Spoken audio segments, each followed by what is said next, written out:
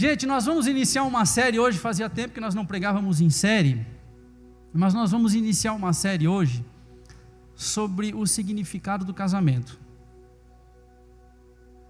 Por que a gente vai falar sobre casamento num culto público? Primeiro, porque é o conteúdo basilar de uma instituição sagrada que está na Bíblia, orientada e formada por Deus, chamada casamento. Não sei se você percebeu, mas a Bíblia inicia com o casamento no capítulo 1 e 2 de Gênesis, Gênesis 1, 26 e Gênesis 2, e encerra com o casamento, Cristo e a igreja no Apocalipse. Então a Bíblia começa e encerra ela com um casamento.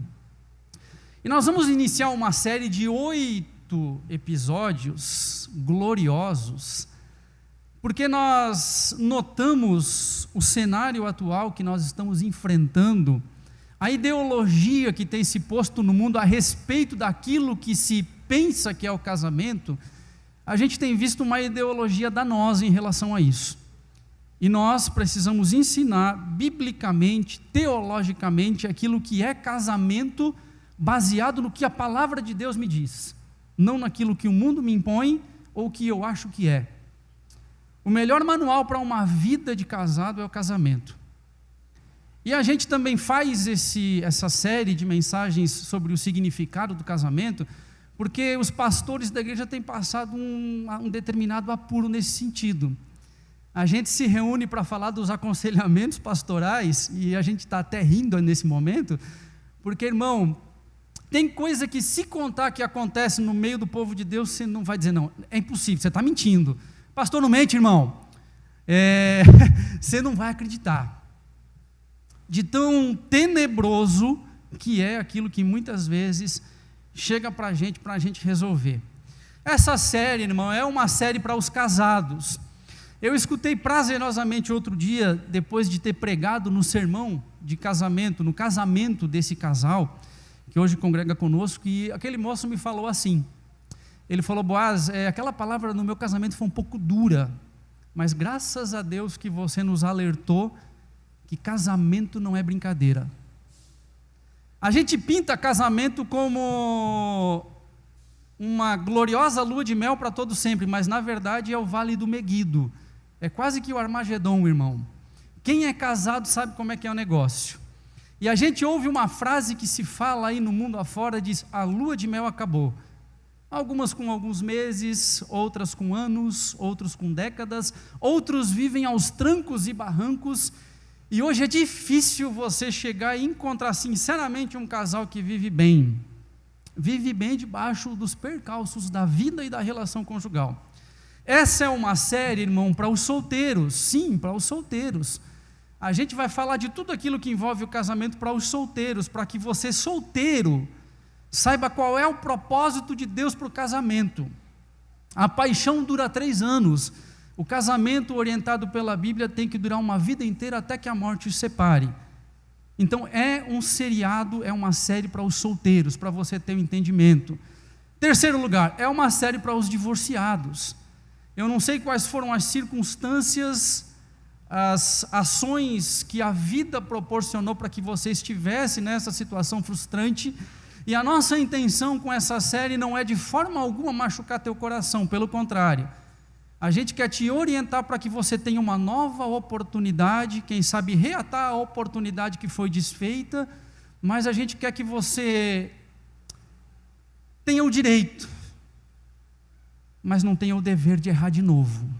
Todo mundo tem o direito de errar, mas não tem o dever.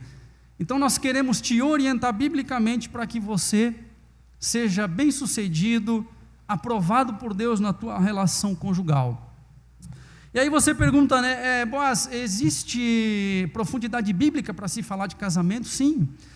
Na Bíblia nós temos pelo menos 3 mais importantes instituições divinas que foram fundadas na terra. A primeira delas é a família, o casamento, a segunda a igreja e o terceiro o Estado. São esses três nortes institucionais que Deus, ele, de forma profunda, coloca sobre nós. Mas dentro desses, aquilo que nós mais encontramos de profundidade bíblica para que nós possamos viver, construir uma família abençoada por Deus, é o casamento. Então é por isso que nós vamos falar sobre casamento. E você deve até estar se perguntando, Boaz, mas só isso é o suficiente? O casamento ainda é relevante no meio da nossa sociedade pós-moderna? A gente está passando um período chamado de pós-modernidade e ele é regido por uma expressão chamada secularismo. Secularismo é quando a Bíblia já não é mais o ponto de referência para a vida das pessoas. Antigamente você chegava numa família que não era evangélica, e aqui eu não estou fazendo uma distinção entre quem é evangélico e quem é católico, mas a gente chegava em uma família que não era evangélica e eles eram unânimes em dizer, não, casamento é para a vida inteira.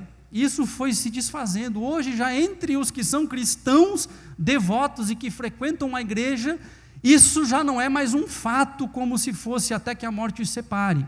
Então nós estamos sofrendo um ruir das bases do casamento, e eu essa semana me perguntei, irmão, como é que vai ser a próxima geração, se nós estamos falhando num ponto tão basilar, até porque os nossos filhos, eles são criados mais no exemplo do que na palavra. Você pode falar muitas coisas, mas ao momento em que você der uma deslizada, o teu filho vai olhar e vai perceber que existe um abismo entre a teoria e a prática. Isso vai ser fundamental para a vida do teu filho. Então, é de extrema importância que nós venhamos falar sobre casamento num culto público. E eu quero trazer dados de pesquisa, para que você perceba que casamento ainda é uma coisa boa.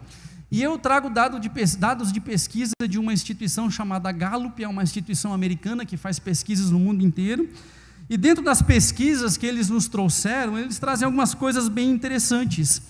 Pessoas casadas apresentam uma melhor saúde física e mental. Física eu não sei, irmão, mas mental a gente é mais equilibradinho, tá? Desculpe os solteiros, tá, gente? Mas a gente é um pouquinho mais equilibrado, a gente que é casado. Principalmente os meninos afoitos aí depois que casam, né? Eles têm do lado deles uma adjutora fiel, mulher de Deus, que dá uma equilibrada na equação. Mas no físico a gente já não pode falar o mesmo, tá, irmão? Vamos tentar melhorar esse fato. Diz um escritor que eu gosto muito, Timothy Keller, um pastor americano que tem uma ampla gama de escritos, e ele diz uma frase bem interessante: não há nada melhor para amadurecer o caráter que o casamento. Quando ele fala isso, ele está falando que a gente precisa ser maduro, e amadurecer o caráter é transformar as tuas características.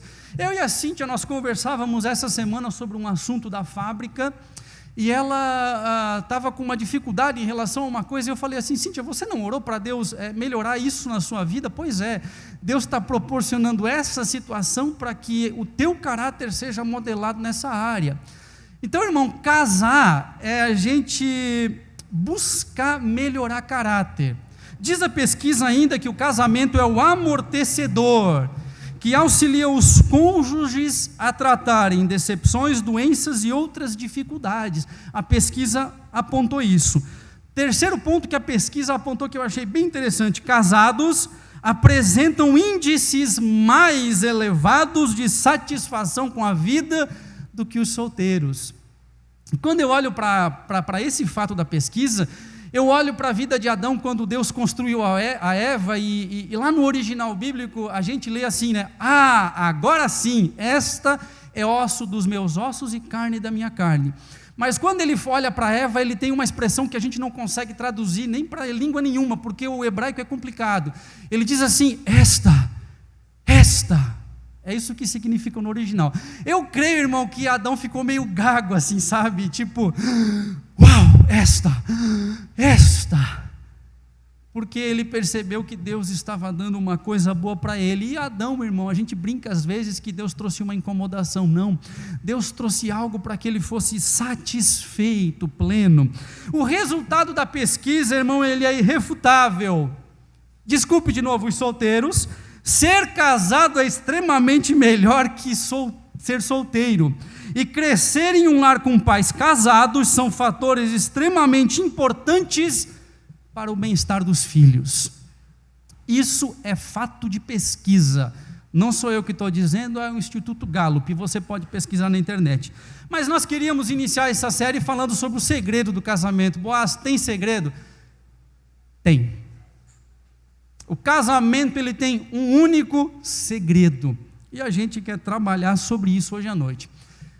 Quando a gente olha duas pessoas se enamorando, a gente olha assim e o sentimentalismo parece que toma conta, né?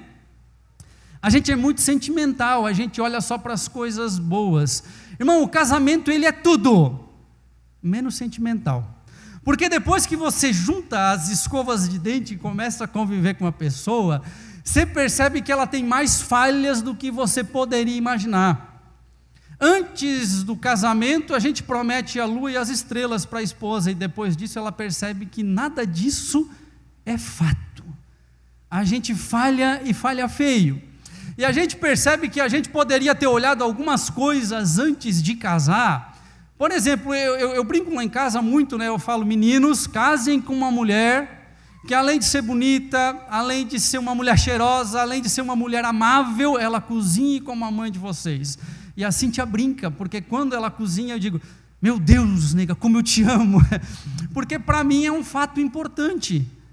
E aí quando algumas pessoas casam, elas dizem assim, meu Deus, eu vou viver de marmita a vida inteira? Porque o sentimentalismo é uma coisa que na hora do namoro ela pega e pega bonito, mas depois do casamento existem coisas mais importantes que os sentimentos. Até porque se a gente deixar a vida ser levada por sentimentos, a coisa complica. Irmão, não existe algo mais poderoso no relacionamento humano do que o casamento. Tanto é que sempre que a Bíblia fala de casamento, ela vai comparar casamento com o relacionamento de Deus através de Cristo com a sua noiva, a igreja. Olha que profundidade. Aí a pergunta que eu faço é fácil se relacionar com Deus? Não é. Porque se relacionar com Deus requer de nós abrir mão de muita coisa. Ou seja, de sentimental não tem nada. O negócio é colocar em prática. O negócio é conhecer de forma profunda a Deus. E se conhecer Deus de forma profunda é difícil, e o casamento é comparado à união de Deus conosco através de Cristo, e nós personificados na igreja, também não é fácil se casar. Eu olho às vezes para alguns casais que têm bastante tempo de casado, e a gente percebe assim aquelas manhas que vêm de muito tempo, aquelas briguinhas, né? Mas aquelas briguinhas até engraçadas, aquela pegação de pé, mas quando um fica doente, irmão, o outro começa a ficar melancólico, choroso, é porque tem amor no negócio, é porque tem uma história, tem uma trajetória de vida. Eu digo para você, não há nada mais gostoso do que você ter uma trajetória de casamento, olhar e dizer assim, meu Deus, como é que consegue me aturar? Ela olhar para você e dizer, Jesus amado, Deus me deu força, porque casar é isso, é relação, e relação é uma coisa complexa. Mas eu queria definir com você o que é casamento, na ótica bíblica. Eu gosto muito de uma expressão de John White Jr., quando ele escreve que casamento é uma união permanente, não transitória. Casamento, na primeira instância, é uma reunião, uma união permanente entre homem e mulher, que tem por finalidade o amor mútuo, a procriação e a proteção de pessoas envolvidas no lar. Ou seja, casamento forma caráter, muda características, eu preciso entender isso. Casamento é a instituição que Deus dá para que a gente pratique o sexo, irmão. Sexo não é pecado, mas fora do casamento é proibido. O casamento foi feito para o sexo e o sexo foi feito para o casamento. Não existe nada melhor dentro dessa finalidade do que amor mútuo, procriação e proteção das pessoas envolvidas no lar. É dentro do casamento que a gente cria estabilidade social e onde os filhos podem crescer e se desenvolver. É dado de pesquisa também do Instituto Gallup, irmão, que tem muitas crianças que hoje têm problemas adultos, porque não tiveram uma referência de lar dentro de casa. Pai ausente, mãe ausente, discussão na frente de filhos, valores que não são os valores que devem se permear dentro de uma união conjugal. Agora, quando eu falo desses termos bíblicos para a gente definir casamento, que é uma união permanente, já dá conflito. Que é uma união permanente entre homem e mulher, há controvérsias. Que essa união existe para que a gente tenha por finalidade o amor mútuo, uns aos outros, mutualidade. que haja procriação. Tem gente que não quer mais ter filho, e muitos dos que querem podem, muitas vezes, não ter por questões de fertilidade ou muitos outros fatores. E ainda mais a proteção das pessoas envolvidas no lar. Quando a gente olha para essa definição, a gente tem alguns conflitos com a nossa pós-modernidade. Porque dentro da pós-modernidade existe um outro padrão para casamento. Como é que o casamento é definido dentro da pós-modernidade? É definido como uma forma de encontrar satisfação emocional. O camarada está arrebentado, a menina está destruída, e para compensar a destruição emocional, ele tenta procurar satisfação no casamento. É dentro do casamento, na ótica pós-moderna, que as pessoas procuram encontrar satisfação sexual, quando procuram no casamento. É dentro do casamento que as pessoas procuram realização pessoal. Quem trouxe esse conceito para a gente? Lá no século XVIII, XIX, surgiu uma filosofia chamada iluminismo, que na verdade deveria ser escurismo. Porque o iluminismo ela trouxe uma outra ótica de pensar. As pessoas agora não tinham por definição de vida olhar para questões basilares como a Bíblia. Mas agora se definia sucesso, satisfação pessoal como aquilo que realmente importa. Então não importa como, se for para casar eu tenho que satisfazer os meus desejos, tem que ser do jeito que eu quero, e eu quero o mínimo possível mexer na minha personalidade. Timothy Keller ainda fala mais um negócio interessante. Ele sintetiza o que é casamento na ótica moderna da seguinte forma: o casamento passa a ser um ato de simples satisfação pessoal, egoísta, sem responsabilidades para com Deus ou para com a sociedade. O que o Keller está falando é que antes nós tínhamos dentro do casamento a ótica do nós. Agora dentro do casamento impera a ótica do eu. Não é mais o nós vamos construir, é eu vou construir, você precisa me ajudar. A maioria dos aconselhamentos pastorais que nós temos na igreja, irmão, tem coisa que a gente até assim fez que nem Paulo, na primeira carta aos Coríntios capítulo 5, depois você lê em casa de um menino que tinha sérios problemas sexuais, e ele pegou e falou assim: olha, eu não vou falar mais sobre isso, eu estou te entregando, a tua alma eu estou te entregando, e vocês vão ler para que ele entregou a alma do menino. Porque tem coisas que são complicadas, parece que não entra na mentalidade. A grande vontade é de orar para Deus, pedir para o Espírito Santo pegar um machado divino, como se existisse. Isso não tem na Bíblia, tá, irmão? Machado divino, só tem um machado que flutuou com Eliseu. Rachar a cabeça dos crentes e pedir para colocar alguma coisa lá dentro, porque está complicado a gente tratar alguns casamentos. É muito mimimi, irmão, na esfera conjugal, que podia ser tratado de forma tão fácil, que quando a gente olha e ouve, a gente olha e para e diz assim: tá, mas peraí, é por isso que vocês estão brigando? É por causa disso que vocês estão me tirando o sono, estão me privando de discipular alguém que realmente precisa? Não, é por causa disso? Fala sério, verdade.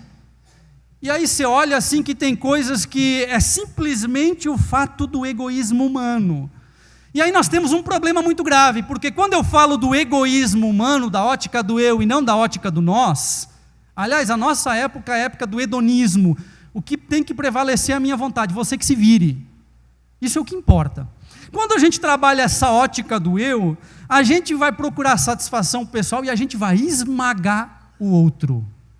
A gente coloca um fardo em cima do cônjuge que só Deus pode satisfazer. A gente exige coisas para nossa satisfação pessoal que em alguns casos nem Deus realiza, porque a ótica divina é transformar a tua vida, não Deus ser transformado na tua ótica. E a gente impõe essa condição de satisfação egoísta em cima do outro, e aí o outro passa a não mais ser ele passa a viver para você, e aí para ele é um fardo pesado e para você é uma performance. Porque a pessoa vai ter que sempre satisfazer o teu desejo ou a tua personalidade. Isso é complicado. Sempre quando você passa a viver para o outro, você não vive mais para si. Por isso que a nossa orientação bíblica como comunidade cristã Vale da Graça é, antes de você achar uma alma gêmea, já vou falar sobre alma gêmea, encontre Jesus, irmão, aquele que preenche a tua alma de verdade. Menino começa a namorar, a menina começa a namorar, a gente diz, vem cá, está namorando com Jesus antes? Está tendo um relacionamento íntimo com Deus? Se não, vaza. Vão orar. Outro dia tem um casalzinho, não vou falar quem, e me surpreendeu. Porque eles estão assim de olharzinho um pro outro, já faz um tempo, eu falei, e aí a gente teve uma conversa, eu falei, tá, e beijinho na boca já rolou? Não. Quê? 3 meses olhando pro outro, estão fazendo o quê? Orando. Eu digo, não, Jesus, me acorda que isso é uma utopia, vocês estão orando. Eu fiquei feliz. Beijar na boca é bom, irmão, mas orar antes de casar é melhor ainda, porque depois de casar não vai ter beijo na boca que vai resolver o problema. É melhor pedir para Deus te dar discernimento, sabedoria. Irmão, tem coisas que Deus te deu prazer de escolher, uma delas é o teu cônjuge, e não faça a escolha errada. Seja sábio, tenha sabedoria para escolher com discernimento. E aí a gente pega e entra nessa jogada, né, de que tem que satisfazer o outro, e aí tem um jargãozinho popular chamado de alma gêmea. Isso é interessante. Encontrei minha alma gêmea. Será? Alma gêmea, irmão, ele tem 2 pré-requisitos básicos na sociedade, incutidos nessa expressão. O primeiro pré-requisito básico para esse relacionamento, para esse encontro de alma gêmea, é místico, parece que é esotérico, né? E é. Na verdade, o primeiro deles é uma atração sexual e química. E aí tá, você encontrou a alma gêmea, meu Deus, corpinho violão dos meus sonhos, cabelos longos, olhos brilhantes, que adorável. Não esqueça, irmão, que o tempo passa. E tem coisa, irmão, que não dá jeito. Tem coisa que o tempo ele não perdoa. O menininho era saradinho, irmão, parecia ser um tanque, hoje é uma lavadora Brastemp. Pois é, acabou o desejo? Onde é que está a alma gêmea? O tempo passa, irmão. Primeiro pré-requisito da pós-modernidade sobre a alma gêmea é que tem que ter atração física e sexual. E agora eu falo para os homens. Você precisa ler o livro de Jó, onde Jó fez um compromisso muito sério com seus olhos. Ele disse, olha, eu fiz um acordo com os meus olhos, como eu olharia para uma virgem, como eu espiaria da minha porta a mulher do meu vizinho. Nós somos altamente visuais. Nós temos que ter um cuidado com os nossos olhos que você não imagina. Se tiver algo que você tenha que cuidar antes da alma, são os olhos. Porque os olhos são a janela da alma. Irmão, 3 segundos, fixou os olhos em alguma coisa, aquilo fica que nem um filme na tua mentalidade. Aquilo desperta no teu cérebro uma substância chamada epinefrina, que vem o prazer e a atração sexual. Tome cuidado com os teus olhos. Desvie o teu olhar. Olhe para aquilo que é bom, aquilo que é reto, aquilo que é puro. Segundo conceito de alma gêmea incutido na pós-modernidade: compatibilidade. Você já comprou assim, por exemplo, outro dia eu fiquei sem carregador de celular longe de casa, iPhone é um problema, aí eu peguei e fui numa loja, digo, eu precisava de um carregador, a moça falou assim, deixa eu ver se eu tenho um compatível. Menina nova trabalhando atrás do balcão e ela não sabia que tem um carregador específico para o iPhone, e ela ficou olhando e nenhum dava, ela falou, olha, infelizmente eu estou em falta. Fiquei sem celular. Compatibilidade é isso, precisa, parece que encaixar, né? Tipo assim, quebra-cabeça. Meu Deus, foi feito certinho um para o outro. Não, nasceu, está escrito. Será que isso existe? Esse conceito, irmão, na verdade, ele nos traz uma ideia de casamento que não existe. Porque compatibilidade é totalmente contrário à mudança. Eu não posso fazer uma gambiarra, irmão, conectando, não dá certo. Vai perder conteúdo. Então a compatibilidade, ela não é um termo bíblico. E a gente vai falar daqui a pouquinho que ninguém casa com a pessoa certa, é verdade. Você casou com um desconhecido, não sabe. O que a gente quer do casamento, na verdade, é uma utopia. Olha o que a gente quer do nosso cônjuge. Intelectualmente estimulante. Divertido. sexualmente atraente. Vocês já vão pensando quem é que está do lado de vocês. Com os mesmos interesses que os meus, que me apoiem em meus objetivos pessoais e que confirme o meu estilo de vida. Na verdade, a gente quer a pessoa perfeita, né? Danou-se, irmão, essa pessoa não existe. Você quer uma pessoa que tenha isso aqui tudo? Sabe o que na verdade você quer? Você não quer mudar o teu estilo de vida.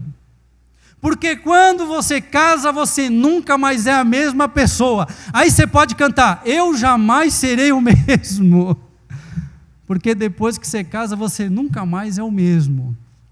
As pessoas olham para você e dizem, mas você era diferente, rapaz, casei. E quanto mais o tempo passa, mais você muda. Aí eu entendo porque a maioria na pós-modernidade não quer mais casar. A gente vai falar sobre casamento no papel aqui. Se eu não estou enganado, é o pastor Edilson na terceira parte do sermão, na terceira série. As pessoas não querem mais casar, sabe por quê? Porque antes de casar no papel, para depois ter problema com separação, o melhor é coabitar. Sabe o que é coabitar? Eu vou explicar para você, não se escandalize. Eu tenho os meus instintos sexuais, eu preciso pelo menos a cada 3 dias transar. Aí eu pego e começo a viver com uma pessoa que eu não casei com ela no papel, a gente mora na mesma casa, a gente compartilha sentimentos, a mesma atividade doméstica, mas eu não estou casado, sabe, irmão? Porque na verdade eu ainda estou esperando a pessoa perfeita, porque aquela pessoa com quem eu estou coabitando me dá prazer, mas não é a pessoa certa para mim. Olha o que o mundo ensina. Ela me dá prazer, satisfaz os meus desejos, mas não é a pessoa certa para mim. E esse é um problema altamente masculino. As mulheres também estão nesse rumo, mas é um problema altamente masculino, porque as mulheres ainda querem, sabe o que, irmão? Um homem que seja homem de verdade, que dê carinho, que dê atenção, que respeite, que saiba compreender na hora da dificuldade e que não seja um machão. Sabe qual é a má notícia desse perfil? Não existe ninguém assim solteiro, porque aqueles que são assim já estão casados. Desculpe os solteiros. Irmão, essa pessoa perfeita, ela não existe. Não existe um ser. Os solteiros hoje vão levar a lambada até dizer chega. Então casa, irmão, pelo amor de Deus. Escuta, não existe uma pessoa sem carência. Não existe uma pessoa emocionalmente estável. Não existe uma pessoa sem falhas de caráter. Não existe uma pessoa que é feliz a vida inteira. Não existe essa pessoa.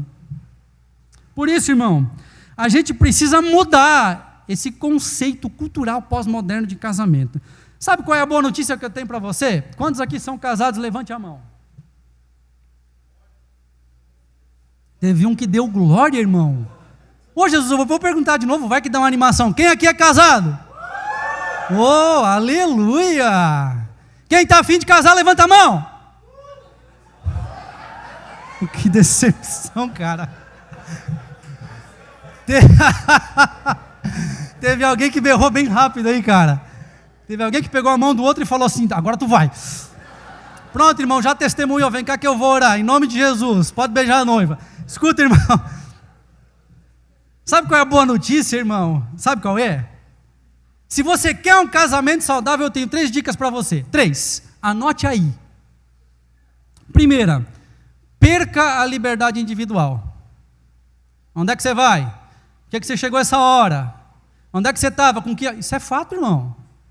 E você acha que você vai poder fazer o que você quiser depois de casado? É? Então fique solteiro. Que você vai magoar uma pessoa que vai casar com você pensando que você é o príncipe encantado ou a princesa encantada. Perca a liberdade individual, irmão. Você não é mais dono de você. É isso que Paulo fala nas Escrituras. É isso que a Bíblia nos diz. É isso que Deus normatizou em Gênesis. Serão uma só carne. Você não manda mais em você. Segunda dica, perca a autonomia. Autonomia. Eu faço o que eu quero. Não faz mais. Esqueça. Deu.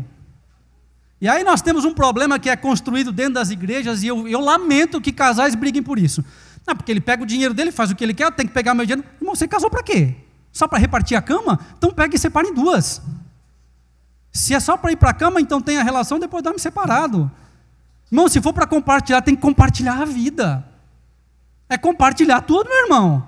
Ah, mas a minha mulher vai mexer na conta. Bloqueia o cartão. Ué, vai lá e bloqueia o cartão. Seja inteligente. Coloca essa mulher no centro de recuperação, mas faça alguma coisa. Mas o dinheiro tem que estar junto.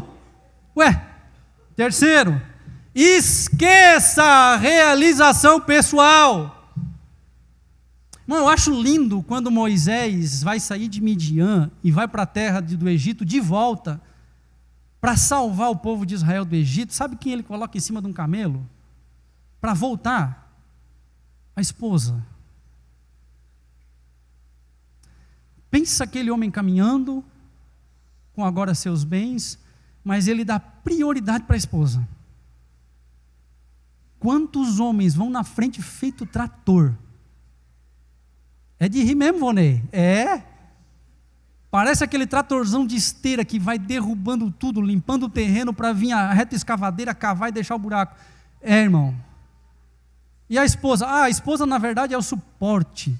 E quando eu fico vendo esse tipo de casal e eu penso que a esposa é o suporte, eu fico pensando naqueles pau de eucalipto que a gente pega e bota para segurar uma viga lá de 1000 toneladas, não sei se dá, né, Tiago? Desculpa. E aí aquela viga fica meio torta, quase arrebentando, e o maridão está dizendo, olha a viga que eu construí, mas a esposa está sustentando, capenga, quase arrebentada, simplesmente para satisfazer o desejo do marido. Abra os teus olhos, irmãos. Essa semana ninguém procura a gente, Edilson. Vamos para frente. Irmão, isso que eu falei aqui, né, já assim, glória a Deus, pastoral. Estou brincando. Isso que eu estou falando aqui são os 3 valores básicos da pós-modernidade no que é quesito de casamento, de união conjugal. Todo mundo casa para manter essas 3 coisas. Ah, eu quero ter liberdade, eu quero ter autonomia e eu quero esquecer a realização pessoal. Complicado. E aí vem o fato de que você nunca casou com a pessoa certa, verdade, porque antes de casar, é cheio de planos, né, irmão? Nossa, é uma delícia sonhar com o casamento, mas depois que casa, você diz assim, o que eu errei no planejamento? Devia ter planejado mais. Pois é, deixou ser levado pelos hormônios, né, irmão? Agora está pagando preço por causa do hormônio. Então, ó, controla o hormônio, irmão. Toma algum negocinho aí para dar uma controlada no ânimo e dar uma planejada melhor. É ou não é, Osmar? O planejamento, o Osmar que entende planejamento, o planejamento é que vai dar o resultado da obra. Então planeje bem, irmão. Porque você vai perceber que você nunca casa com a pessoa certa. Tem um pensador cristão americano que ele escreveu um livro num compêndio chamado Sexo e a Humanidade, ou A Humanidade e o Sexo. E aí, o nome desse cara é Bertrand Russell. E ele fala umas coisas interessantes. Eu quero ler para você. Ele diz assim, escute bem. Nunca conhecemos a pessoa com quem nos casamos. Apenas achamos que conhecemos. Ou mesmo que a princípio tenhamos casado com a pessoa certa, com o passar do tempo ela mudará. Isso porque o casamento, tendo em vista a sua complexidade, implica que já não somos a mesma pessoa que ingressou no relacionamento. O grande problema é como amar e cuidar do desconhecido com o qual você descobre que está casado. Sabe como é que eu vou saber? O tamanho do susto que eu vou tomar quando daqui a 5 anos, com a Cíntia, se eu chegar daqui a 5 anos, irmão. Eu tenho tomado sustos prazerosos. Dá glória a Deus, filha. Amém, ela disse. Mas você vai conhecendo aos poucos. Meu Deus, eu não sabia desse negócio da vida desse cabra. Mas eu não sabia que ela era assim, o que está acontecendo? E é engraçado que a relação ela nos torna parecidos. Ela vai assim pegando o homem e adaptando ele em algumas coisas nas questões da mulher. E a mulher vai tomando algumas posições do homem. Eu estou até tendo prazer em lavar louça todo dia, irmão. Já pensou nisso? Glória a Deus que continue assim. Agora você imagina, irmão, que eu falei que a gente nunca casa com a pessoa certa. E para pensar que vocês dois foram criados em lares diferentes, vocês que são casados, em culturas diferentes, se apaixonaram por causa de uma atração, decidiram se casar, mas tem um ponto aqui que a gente nunca pensa quando casa, que a gente é pecador falido. Porque quando Deus cria Adão e Eva em Gênesis 1 e 2, o pecado ainda não tinha entrado, ele entra em Gênesis 3. Até lá, irmão, era festa. Quando deu Gênesis 3, o casamento entrou em decadência. E a gente esquece que a gente é pecador. E aí a gente começa a brigar por egocentrismo. Coisas neuróticas e imaturas de criança pequena. E sempre quando eu aconselho o casal, eu olho para um dos dois e digo assim: quem é mais maduro de vocês dois? Aí ele fala assim, não sei, ela diz assim, eu acho que sou eu. Então ceda. A pessoa mais madura é sempre a pessoa que percebe o trabalhar de uma vida conjugal. Alguém tem que ser maduro nesse negócio. Alguém tem que ter um direcionamento. Acabou a bateria?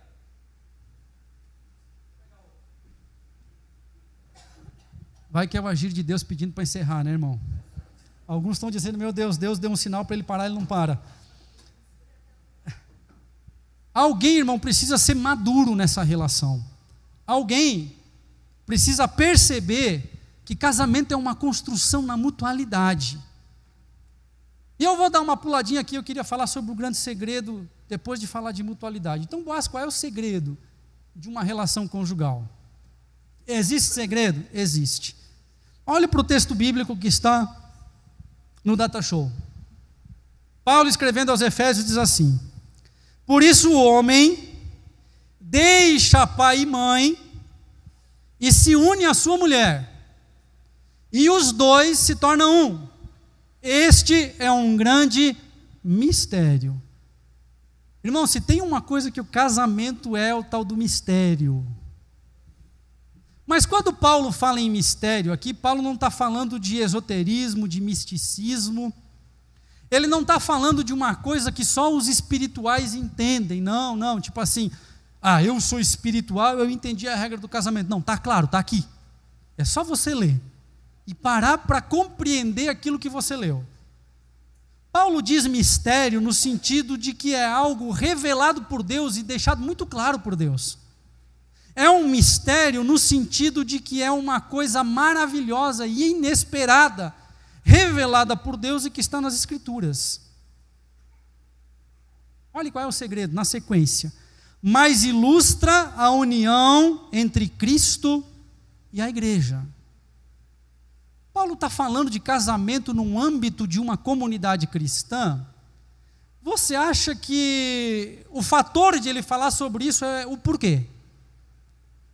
Porque nós temos sérios problemas nas nossas relações conjugais.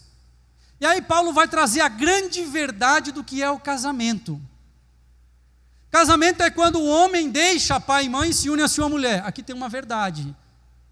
Vaza, irmão. Quem casa quer casa. Vá viver a tua vida dentro de 4 paredes, longe do pai e da mãe. E você que é pai com a mãe, pare de se meter na vida do filho e da filha.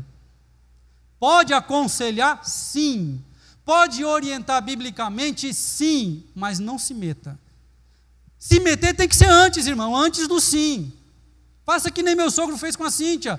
Na subida da escada, olhou para ela e falou assim: você tem certeza? Hoje ele me ama que eu sei. Pergunte antes de casar, porque depois que casou, irmão, não tem mais volta. Para encerrar e ter outra, vai ter que matar um ou outro. Alguém vai ter que morrer. E se você matar e assassino, então eu não oriento. Vai ter problema, vai ter consequência. Oriente antes, converse antes, esclareça antes. Mas eu estou louco para casar. Vai ter que sair da casa do pai e da mãe. Eu não tenho casa ainda. Vai pagar aluguel. Mas eu não tenho dinheiro. Não case. Espere, se planeje. E Paulo está dizendo: largue o pai e a mãe e se una à sua mulher. E os dois se tornam um. Acabou a individualidade? Acabou a satisfação pessoal? Acabou a autonomia, aquilo que eu falei antes. E aí Paulo diz assim: isto é um grande mistério. Mas ele está falando isso e ilustrando a união entre Cristo e a igreja. O que Paulo está falando, ele está parafraseando agora o capítulo 2, versículo 5, o capítulo 5, versículo 25. Olha o que ele diz: maridos, ame cada um a sua esposa. Eu estou alertando isso aqui, irmão, porque tem marido que não ama a sua, está tendo paixão pela mulher do outro. Paulo está orientando: ame cada um a sua esposa, como Cristo amou a igreja. Ponto. Ele entregou a vida por ela. Sabe qual é o segredo de um casamento? É fazer pela esposa, você marido, aquilo que Cristo fez pela igreja. O que Cristo fez pela igreja? Se entregou por ela. Sabe por que eu estou me referindo aos homens hoje à noite? Eu estou me referindo aos homens porque você, homem, é sacerdote do lar. E se Cristo é o salvador da igreja, você, homem, é o salvador da esposa. Essa é a relação bíblica. E se Cristo, para salvar a igreja, teve que se sacrificar pela esposa, você, homem, precisa abrir mão de algumas coisas para satisfazer a tua esposa, que é vaso mais fraco. E aí a gente, como homem, está exigindo coisas de que a gente acha que é mutualidade, mas nós não estamos sendo mútuos. A igreja só pode se entregar para Jesus porque Ele já pagou o preço, mesmo nós não merecendo. Isso é fato. Você precisa vivenciar isso no seu casamento. Deixa de ser machista, deixa de ser autoritário, deixa de ser individualista. Ah, mas ainda assim está difícil. Ore. Seja longânimo como Jesus é longânimo. Na hora da ira, irmão, olha e diz assim: o que Jesus faria? Sabe o que Jesus faz quando você peca? Você sabe? Perdoa. Ele diz assim: eu já paguei o preço. Quando você, marido, ficar irado com alguma reação ou ação da tua esposa, olhe para trás, para a cruz do Calvário do dia do casamento e diga assim: eu oficializei esse negócio, agora eu preciso me sacrificar por ela. Quando a gente se sacrifica como Cristo se sacrificou pela igreja, aí a relação entra dentro do segredo que é o Evangelho. Na verdade, irmão, a relação conjugal é evangelho puro, e o evangelho se materializa na relação conjugal. Isso é fato. Quando eu abro mão da minha vida e me sacrifico, eu estou, na verdade, pregando o evangelho com autenticidade na minha relação conjugal. É ou não é? Eu estou fazendo aquilo que Cristo fez. Boaz, por onde eu começo? Quem vai tocar? Boaz, por onde eu começo?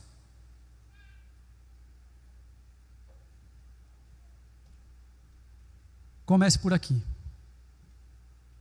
Se entregue. Se sacrifique. Abra mão. Irmão, se você ainda não aprendeu a abrir mão, mas está doidinho para casar, o casamento vai te ensinar isso. Que se você não estiver disposto a fazer sacrifícios, o casamento não vai durar. Eu vou encerrar falando uma frase aqui, que é a mensagem do Evangelho, e que para mim hoje é a síntese do casamento.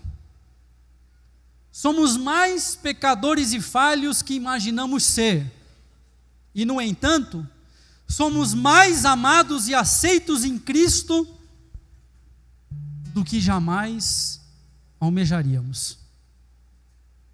Você entendeu o que eu li? Somos mais pecadores e falhos que imaginamos ser.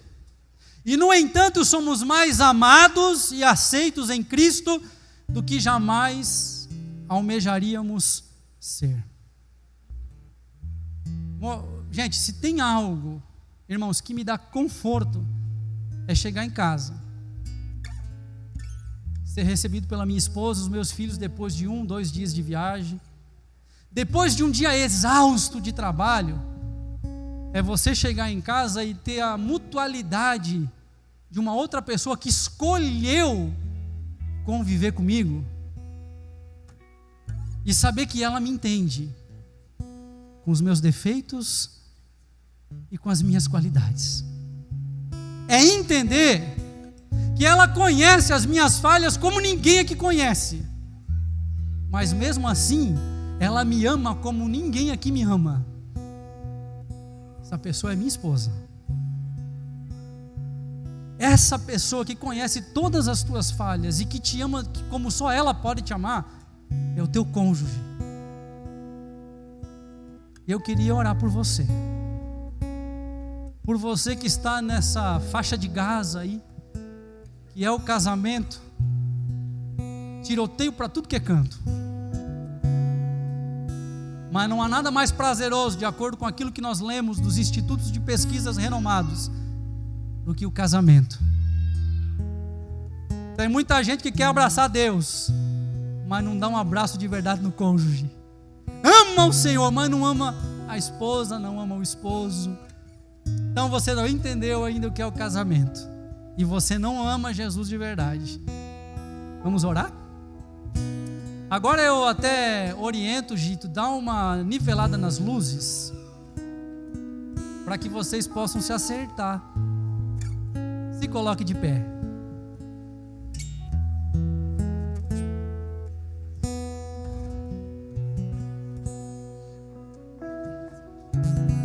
Se você tiver com um cônjuge aí ao lado, é bom, tá?